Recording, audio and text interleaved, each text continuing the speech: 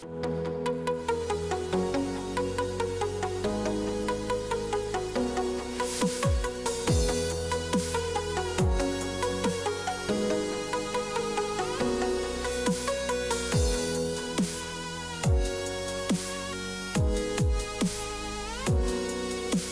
tal, amigos? Bienvenidos a otro episodio de su podcast Contexto Teología Simple, el podcast de CETECA, donde hablamos de fe, de cultura, de discos, de libros y de muchas otras cosas más.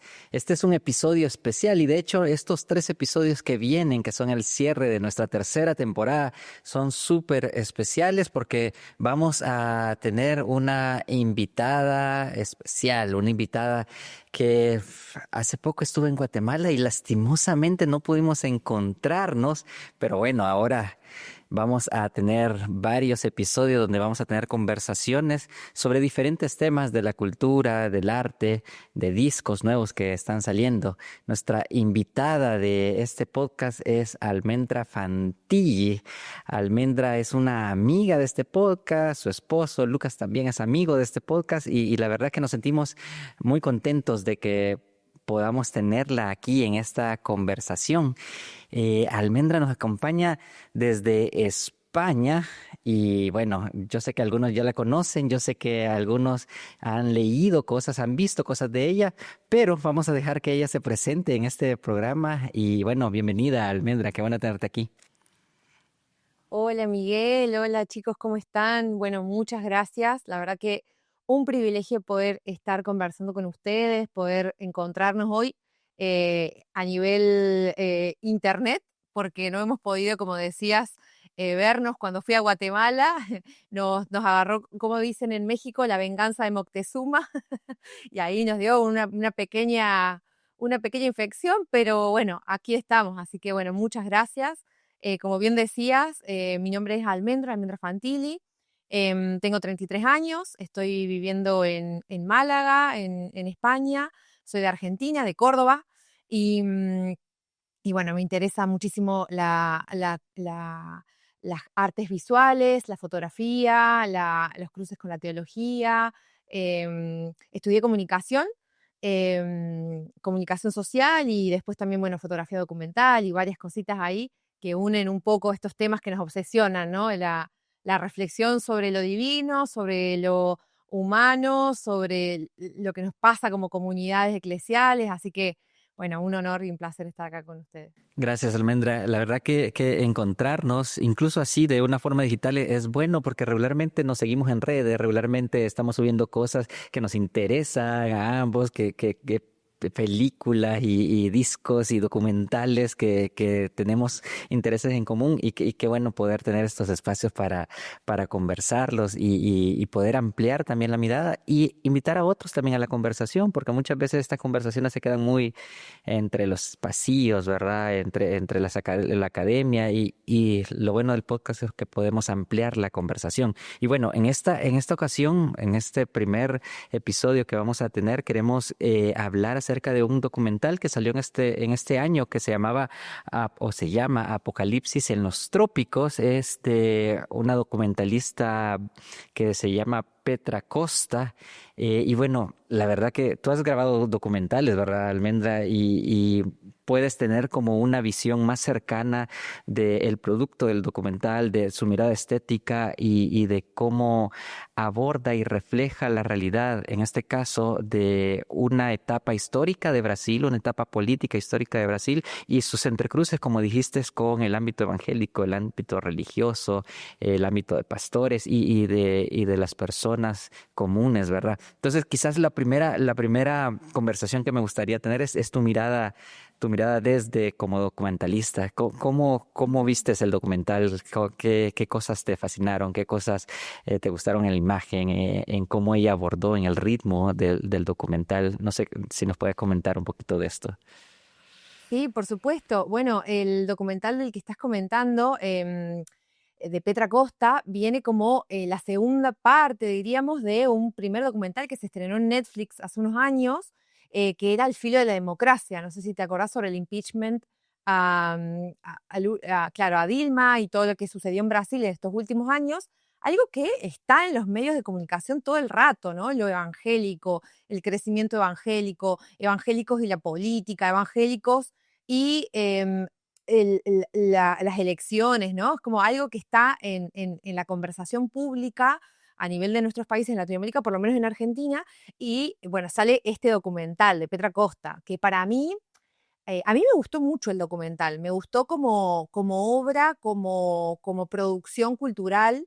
Es cierto que tiene sus detractores, sus comentadores, sus puntos de vista, porque lo que ella hace con esta peli es mostrar cómo es la relación entre esa bancada evangélica en Brasil y cierta representatividad de algunos líderes bajo el arquetipo de Malafaia, ¿no? Que este pastor conocido por apoyar al bolsonarismo, y de alguna manera lo que ella va a desarrollar en el documental es la relación entre los liderazgos evangélicos y el vínculo con el poder. Entonces, desde mi punto de vista como documentalista, o sea, un documental lo que tiene que hacer un poco es problematizar de manera un poquito más ampliada algo que está la conversación mediática, ¿no? Quizás un reporte periodístico, un recorte, una nota, se queda acotado, y lo que ella hace a través de los distintos capítulos del documental es este retrato, ¿no? Y al final, un poco a lo que nos invita un documental es a pensar en imágenes, a pensar bajo los recursos audiovisuales, sonoros e imágenes, cómo se construye sentido, ¿no? Esta relación entre la imagen, el tiempo, la imagen, el movimiento, y cómo esta peli nos convida, nos trae, nos problematiza algo que es de orden público en nuestras comunidades hoy en Latinoamérica, ¿no? Que es la pregunta por los evangélicos del poder. Sí, sí, sí. Sabes, una cosa que me gustó, lo que dijiste, la mirada más amplia que debe tener un documental, es que en alguna parte del documental ella comienza a describir cómo es el sentido de vida de las personas que van en la iglesia evangélica. Es decir, ella describe la realidad de Brasil, una realidad que como en todos los países de América Latina hay situaciones críticas, hay situaciones de pobreza, hay situaciones de marginalidad, hay situaciones de personas que necesitan encontrar un sentido a la vida en un ambiente donde cuesta vivir, donde cuesta vivir. Y entonces ella pone ahí en el centro la experiencia evangélica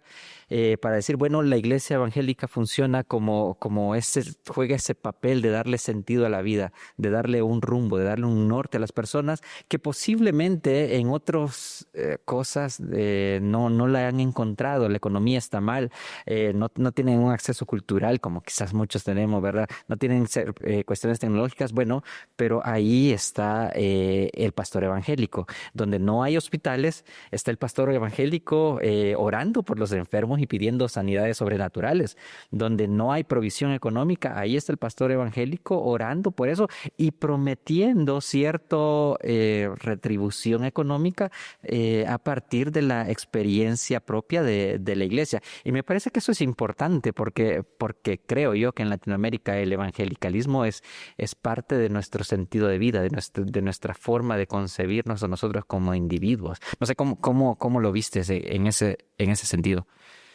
Sí, totalmente. Yo creo que ella hace un retrato en las primeras partes del documental y luego también se mete, ¿no? En la casa de una vecina que va a retratar a su niña, ella con su niña, sobre quién iban a votar. Ella hace un retrato, me parece, muy humano en esa dimensión de lo humano, ¿no? Y en esa dimensión de las bases. Que ahí creo yo que las iglesias sostienen la vida, ¿no? Las iglesias, como bien decías, llegan donde no llega el Estado, donde las empresas tampoco tienen ONGs, llegan a una iglesia evangélica en un pueblo perdido en el interior de Latinoamérica, de Argentina, de México. Vas a encontrar una iglesia evangélica sosteniendo redes, lazos sociales, vínculos afectivos, ¿no? Vínculos de entrega al otro. Yo me acuerdo cuando andábamos presentando el documental que alguien me decía, me sorprendió que alguien orara por mí, es decir, alguien se acordaba de mi problema, se acordaba que mi hijo estaba con una enfermedad, o sea, que alguien hoy se preocupe por vos, digamos, que alguien pregunte por cómo estás, si conseguiste trabajo o no, o incluso ayudándote a crear redes para encontrar trabajo. Digo, hay algo en esta sociedad desvinculada, despersonalizada, tecnocrática, ¿no? Individualista, de progreso, de cierto capitalismo, ¿no? Que nos habla de cierto éxito personal, que realmente es muy difícil de sobrellevar sin una red afectiva como las que proponen las iglesias evangélicas, ¿no? O sea, estos grandes grupos o pequeños grupos, pero de fuertes lazos afectivos, emocionales, comunidades que terminan de responder ante, como bien decías vos, necesidades vitales. Entonces, yo creo que la directora lo retrata eso en un momento varios momentos del documental, y eso me parece como muy humano también como gesto del retrato del otro, ¿no?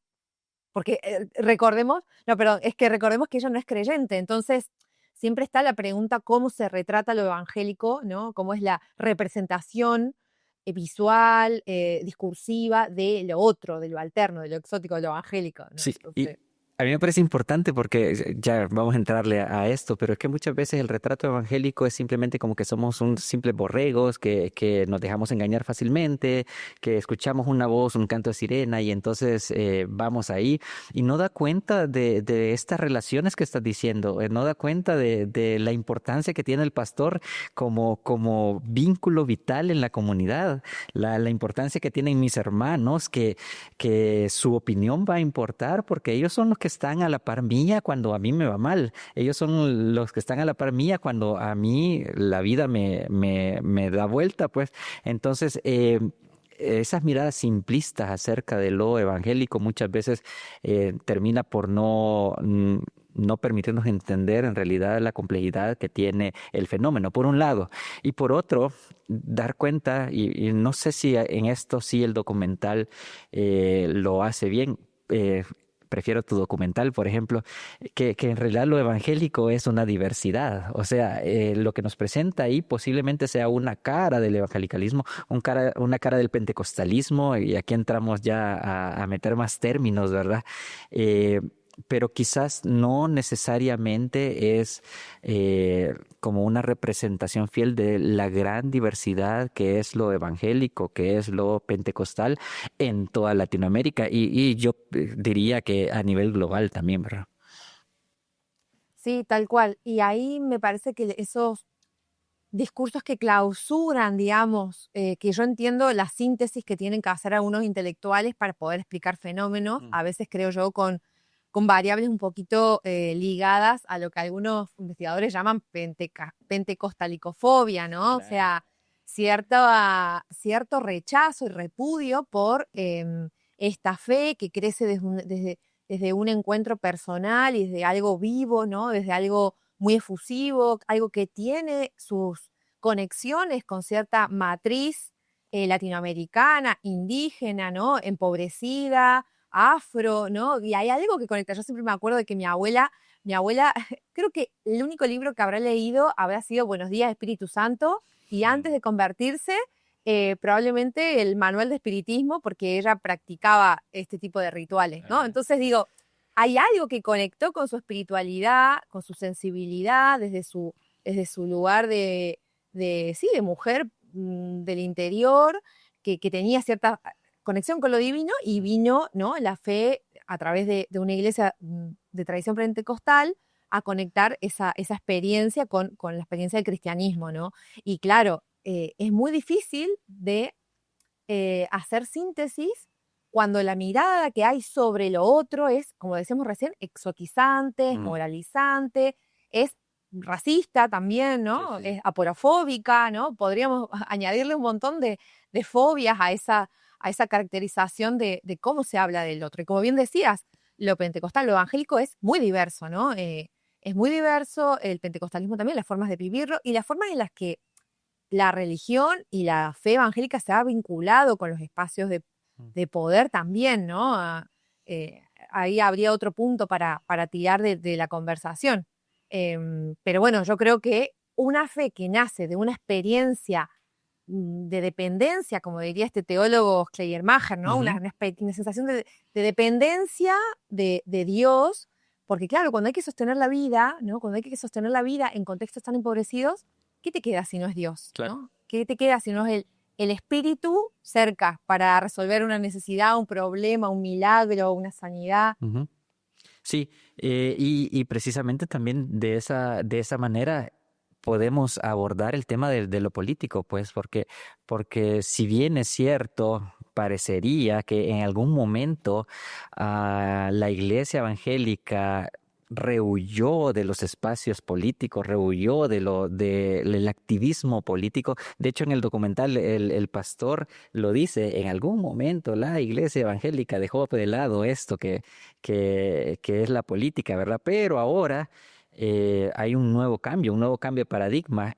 La sociología lo ha intentado explicar, ¿verdad? Como ya dijiste, desde la academia se ha intentado de ver a qué se debe este tipo de cosas, pero ahora es cierto que el evangelicalismo y la política son dos temas que van entrelazados entre sí. Y hay cosas en el documental que me llaman la atención porque refleja bien mucho del discurso público que muchas iglesias pentecostales y no pentecostales se tienen acerca de la política. Por ejemplo, la idea de que los diputados y los presidentes todos son elegidos por Dios.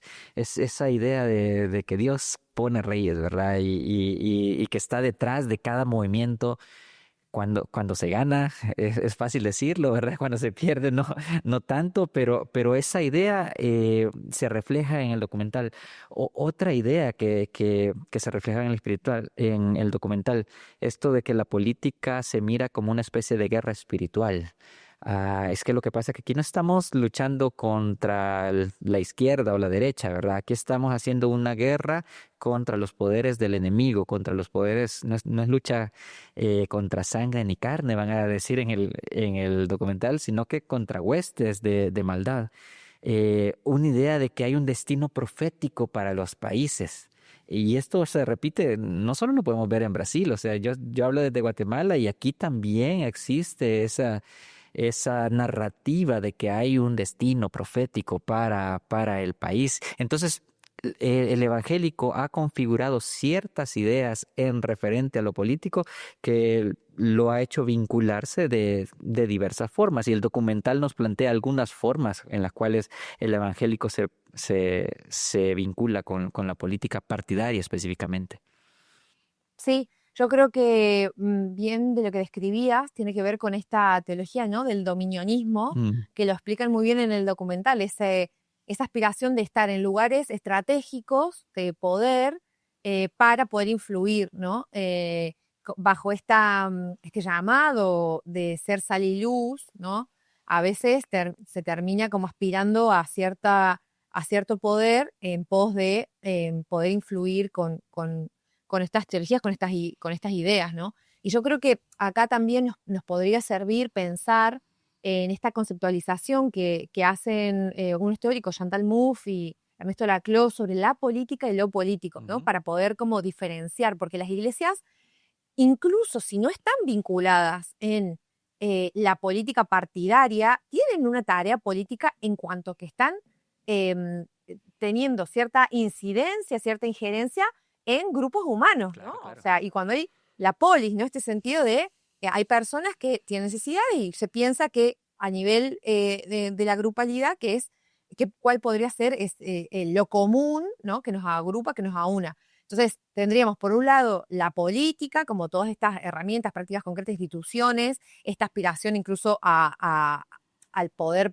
político, público, que hace la gestión del poder de día a día, y por otro lado, lo político, que serían como estas otras zonas de incidencia, que de hecho se muestran también en el documental cuando alguien ora por otro, Mm, digamos, alguien está orando por otro para que el otro se sane, porque tal vez el otro no tiene acceso a la educación, a la salud pública, no tiene dinero para pagar medicación, ¿no? ¿Y qué nos queda, no? Nos queda orar por tu hermano para que Dios haga algo, para que lo sane.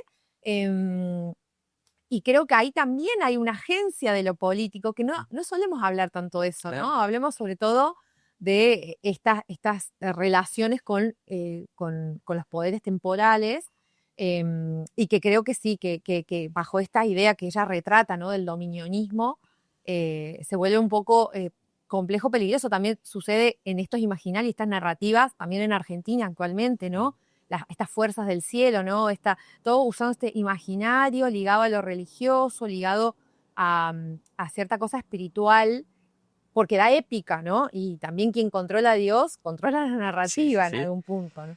Sí, sabes, según una cosa que desde una lectura más teológica, viendo el documental, veía que, sinceramente, que los evangélicos hayan decidido incursionar en la política partidaria, más allá de esta otra política que se hace en el día a día, tiene algo de positivo, o sea, tiene algo de positivo, es decir, dar cuenta de que el evangélico no está solamente para escaparse de esta realidad, sino para de alguna manera transformarla. Eso en materia teológica diríamos, bueno, hemos avanzado teológicamente, lo que dijiste es que hay que ser sal y luz.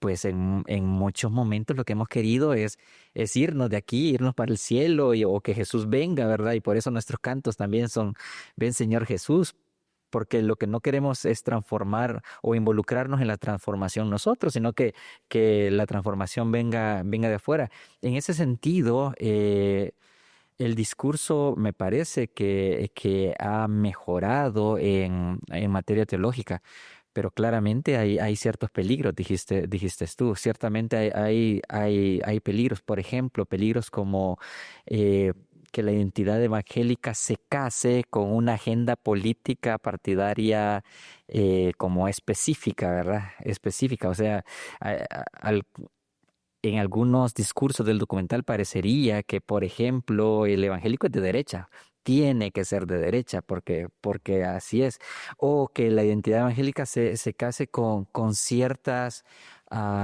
afirmaciones, por ejemplo, la cuestión de la familia, por ejemplo, la cuestión de la vida, por ejemplo, la cuestión de las drogas, que son las tres cosas que mencionan y seguramente fueron las más importantes en esas elecciones, ¿verdad? O sea, que ser cristiano simplemente se clausure a esos tres temas. Esos peligros están latentes. Estamos hablando desde Latinoamérica, pero yo creo que a nivel global están latentes. Vemos a Estados Unidos también que está viviendo ese tipo de problemáticas. Y creo que a nivel teológico, la iglesia, nosotros que somos evangélicos, debemos de poner el punto ahí y decir, cuidado con esto, cuidado con casarnos con una agenda ideológica, cuidado con clausurar lo que es ser cristiano en ciertos postulados ideológicos también, ¿verdad? Eh, Creo que ahí está una de las grandes conversaciones que pudiera darnos este documental en torno a evangélicos y política. Sí, 100%, 100%, porque en algún punto, digamos, ¿por qué eso sí y por qué no los migrantes, ¿no? Mm, ¿Por qué no los sectores empobrecidos, ¿no? ¿Por qué la agenda, parece que la agenda política que liga a lo religioso evangélico queda clausurada, como decías vos, a ciertas agendas instrumentalizadas por algunos sectores más que por otros, ¿no? Y ahí creo que el evangelio nos vuelve a desafiar, siempre nos desafía. Y yo creo que es muy lógico a nivel sociológico que a medida que la fe evangélica va avanzando en porcentaje, en crecimiento, y más personas van accediendo, digamos, a las iglesias evangélicas, y ya no solo convertidos como las generaciones de los 80, ¿no? Postdictadura, sino hijos de, ¿no? O sea, yo me considero una hija de padres que se convirtieron, ¿no? Y obviamente al haber ciertos espacios de movilidad social, acceder a la universidad, a acceder a la profesionalización, era lógico que personas incluso hacia más adelante sigan pretendiendo acceder a espacios de la política, espacios de profesionalización, espacios de las artes. Es lógico por cuestiones de la demografía y los procesos de eso, ascenso social, ¿no? Pero lo que bien decías es em, cómo se deja instrumentalizar esas vocaciones, ¿no? Porque, no sé, yo pienso que un llamado digamos, el político que es un servidor público, ¿no? Y estos servidores públicos, ¿para quién están sirviendo, no? ¿Están sirviendo para mi propio nicho religioso o están sirviendo para una serie diversa ujú. de nuestras sociedades plurales, ¿no? Gente que cree, gente que no cree, gente que cree en esto y en lo otro. Entonces ahí creo que es importante desmitificar también, ¿no? El hecho de que porque soy cristiano y accedo a la política, voy a ser incorruptible o voy a traer cierta idea de, no sé, de santificación a esa labor, cuando también estoy atravesada por lo cultural, por lo ideológico, por lo humano, por mi propia historia de vida, ¿no? Entonces creo que también ahí tiene que haber esa reflexión, ¿no? Que nos anime a todas las personas que tienen esa vocación de servidores públicos, ¿no? De acceder a la política, acceder a cargos, no solamente como una instrumentalización de qué puedo ganar para mi propio nicho, sino como realmente hacer un aporte al bien común, ¿no? Que me parece súper loable también. Sí, sí, creo que es parte de lo que Jesús esperaría de su iglesia, de lo que Jesús esperaría del pueblo cristiano en cualquier sociedad en la cual se encuentre, ¿verdad? Pero siempre hay peligros con esto. Una cosa que me pareció también, no sé si graciosa o algo así, por mucho tiempo el evangelicalismo había despreciado la palabra ecumenismo. Y es como, ha sido una mala palabra en muchos círculos y juntarse con un católico es mal visto y juntarse con otros tipos de religiones también sería mal vista. Pero cuando vemos el documental nos damos cuenta que pastores evangélicos están con católicos unidos por la misma causa política, unidos por un apoyo específico, ¿verdad? De hecho, hay un momento en que la gente canta la iglesia unida jamás será vencida. Cuando yo lo veía y reflexionaba, decía, bueno, esta es hasta dónde llega el aparataje ideológico que hace que nuestras grandes marcas evangélicas, que no quiere decir que sean correctas, por cierto, que no quiere decir que sean correctas, pero cómo logramos superar tan fácil esas cosas. Cuando se trata de un movimiento político, cuando se trata de ayudar, como dijiste, al pobre, al migrante, ahí no nos ponemos de acuerdo. Cuando se trata de ayudar a nuestra propia comunidad, ¿verdad? En conjunto no nos ponemos de acuerdo, pero para apoyar a un candidato, bueno, ahí sí podemos hincarnos, orar juntos y elevar una plegaria en unidad. Y yo creo que también esto que refleja el documental también nos debería de hacer pensar, reflexionar cómo la agenda ideológica puede incluso trastocar nuestra gran tradición. Sí, tal cual. Y también poner en escena, ¿no? Cuál es qué es lo Ujú. prioritario, ¿no? ¿Qué es lo prioritario? Es lo prioritario para comulgar con un grupo que de pronto era mi enemigo porque nos disputábamos el territorio, ¿no? Que acá hay una iglesia católica, que Claro. acá hay dos evangélicas, que los miembros de mi iglesia se fueron de pronto a esta y había cierta disputa para, digamos, converger todo eso en una agenda moral, digamos, en una agenda que apoya a ciertos candidatos. Me parece que, digamos, este ecumenismo de derechas, como les suelen decir, pero podríamos pensar cómo la potencia de esta agenda y yo creo que también es algo que tiene que ver con que, por lo menos en Argentina, por ejemplo, los investigadores dicen que no hay una linealidad Mm. entre la adscripción religiosa y el voto, ¿no? La confesión y el voto, ¿no? Que el argentino vota como vota los de su clase social, los que pertenecen a su mismo radio sociocultural, podríamos decir. Pero podríamos preguntarnos, ¿no? ¿Cuáles son esos como puntos gatillos que hacen que de pronto la gente, porque cuando fue, por ejemplo, en los años 2018, 2019, todas las marchas contra la interrupción voluntaria del embarazo, el aborto, ahí también, ¿no? Es toda la iglesia católica se unió con la iglesia evangélica, pero bueno, hay ciertos temas que tocan sensibilidades, Mm. ¿no? Y que ahí sí nos hermanamos todos para salir al espacio público a reclamar, ¿no?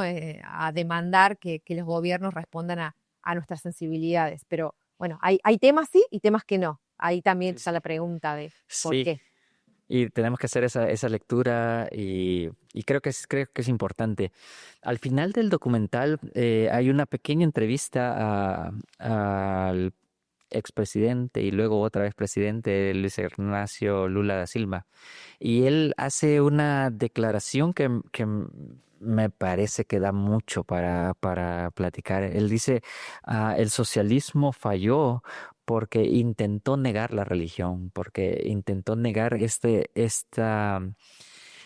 espacio que es parte de la vida cotidiana, al menos del latinoamericano, al menos de lo que conocemos nosotros en nuestras calles, en nuestros barrios. Y al intentar negarlo, creo que es una autocrítica que él hace.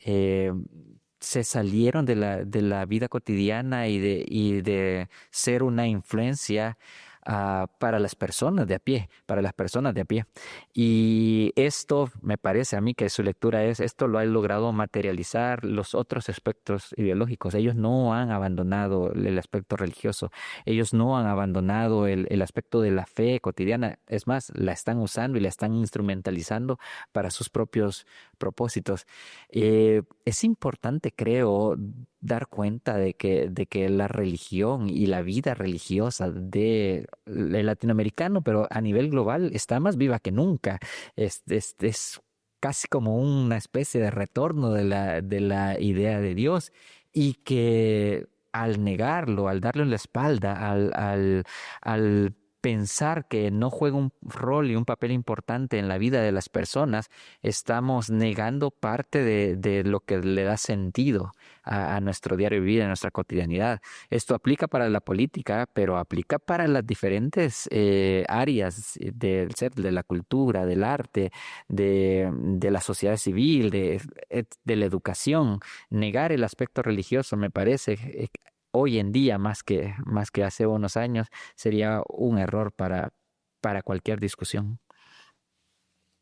Sí, 100%. Yo creo que hay una ceguera o en ciertos espacios, ¿no? De donde donde se manejan, digamos, las decisiones sobre los programas de estudio, sobre las carreras en las universidades, sobre lo que uy, mi auricular, sobre lo que se conversa, digamos, a nivel mediático, em, que ha tenido que ver,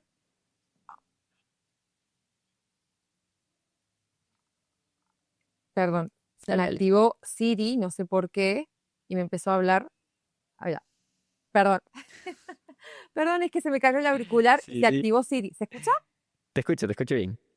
Sí. Ah, vale, vale, vale. Ah, vuelva a la idea. Retomo. Sí, no, totalmente lo que decís, Miguel, como el documental, cuando retoma esto que dice Lula, muestra previamente, lo muestra Lula en una misa Mm. y contextualiza un poquito lo que fue en Brasil, muy fuerte, las comunidades especiales de base y todo el movimiento de la Teología de la Liberación. Y lo muestra Lula, no sé si, creo que es él, digamos, el que aparece en un archivo de los años 70 o 80. em, y esto que vos decís, me parece que es muy clave, porque claro, Lula se pregunta, una de las cosas más importantes, más interesantes del documental, es qué ha pasado que se le ha dejado territorio a los grupos, estos extremistas, digamos, para que se acerquen a lo religioso, y qué ha pasado con otros sectores, eh, podríamos decirles más de izquierda, más progresistas o más de centro, digamos, qué ha pasado con lo religioso. Y claro, es que creo yo que cierta ceguera de clase, por así decirlo, cierta ceguera intelectual y cierto también cierto laicismo, digamos, Ujú. que ha negado la relevancia de lo espiritual, la relevancia que tiene para la gente la religiosidad, la fe, la creencia, ¿no? Es como que esta idea moderna de que la ciencia, ¿no? En algún punto la ciencia iba a avanzar sobre todo ese pensamiento mágico, terminó creando narrativas que sacaron la relevancia de lo religioso de los temas centrales, digamos, la academia, la cultura. No obstante, la gente siguió creyendo, ¿no?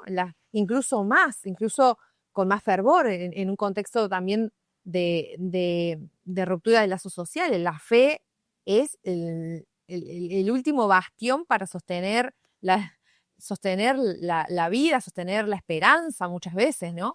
Entonces, creo que sí, que este laicismo, digamos, que ha llevado a la negación de la relevancia de lo religioso, nos llega a preguntarnos si digamos, cierto reclamo por iglesia y Estado, asuntos separados que tienen que ver sobre todo con la cuestión clerical en el Estado, ¿no?